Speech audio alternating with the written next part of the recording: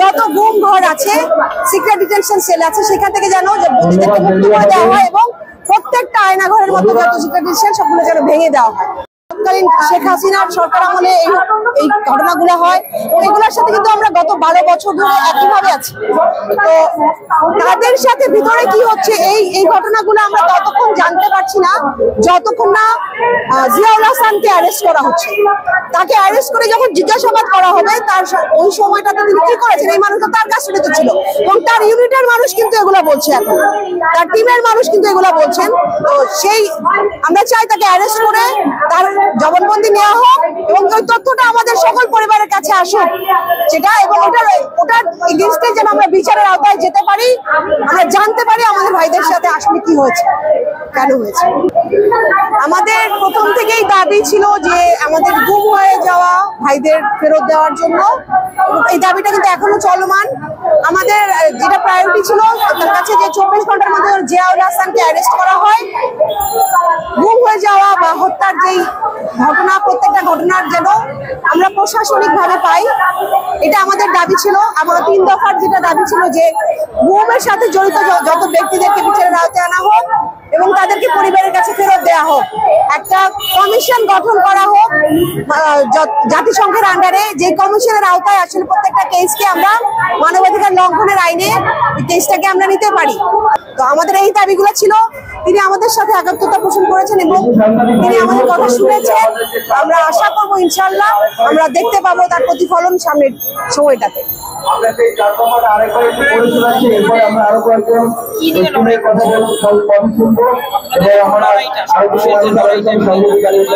প্রথম থেকে শেষ পর্যন্ত লড়াই একটাই, আমার ভাইকে আমাদের ভাইয়ের মতো যারা তাদেরকে ফেরত দিতে হবে, তাদের তথ্যটা আমাদের কাছে দিতে হবে এবং স্বজনরা যেন তাদের স্বজনকে ফিরে পায়। এটাই আমাদের, এটাই আসল দাবি।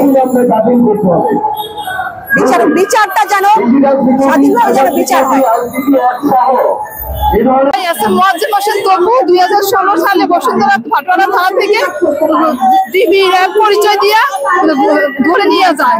এরপরে অনেক খোঁজাখুঁজি ডিবি অফিসে, তাদেরকে আমার আম্মু আমরা ভাই বোনে চলে যাই, বলে কি আছে আমরা দেখবো, এইসব বলতেছে। তো আমার মা আমার ভাই বোনেরা মিলে 40 বার স্বরাষ্ট্রমন্ত্রীর কাছে গেলাম। স্বরাষ্ট্রমন্ত্রী কিছু বলে না, চুপ করেছে, বলে কি দেখবো আমরা ঘটনাটা দেখবো, এগুলো বলতেছে। তারা কিন্তু কাজটা করছে, কিন্তু তারাই চুপ করে রয়েছে। তারপরে আমরা চাইতেছি এখন এই সরকার, এই অন্তর্বর্তীকালীন সরকার যেন আমাদের ভাইকে ফেরত দেয়। আমরা চাই আয়নাঘর ভেঙে দিয়ে, সব আয়নাঘর ভেঙে দিয়ে আমাদের ভাই, আমাদের বিশ্বাস আমাদের ভাইয়ে বেঁচে আছে। 2013 নভেম্বর 27-এ ওনাকে র্যাব 11 তারেক সাইদ নিয়ে যায় তাকে। ওনার সাথে আমার আপুর সাথে আমার কাজিনই ছিল। উনি ছিল উপজেলা লাকসাম বিএনপি উপজেলার পৌরসভার প্রেসিডেন্ট ছিল উনি। এই 2013 থেকে 27 নভেম্বর, আজকে 12 বছর হয়ে যাচ্ছে। এই 12 বছর তাদের কোনো খবর নাই।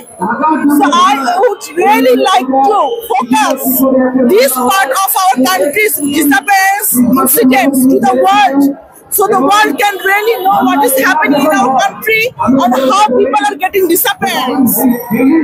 এই 12 বছর হয়ে গেছে। এই 12 বছরে অবশ্যই যাতে আমাদের এই ইনকাম গভর্নমেন্টটা ফলো আপ করে এই জিনিসটা এবং আমাদের ফ্যামিলিকে, আমাদের বাবা মা ভাই বোন হাজবেন্ড যাদের আছে তাদেরকে যাতে ফিরিয়ে দেয় এবং ইনকাম গভর্নমেন্ট যাতে doctor Yunus please focus on this chapter please.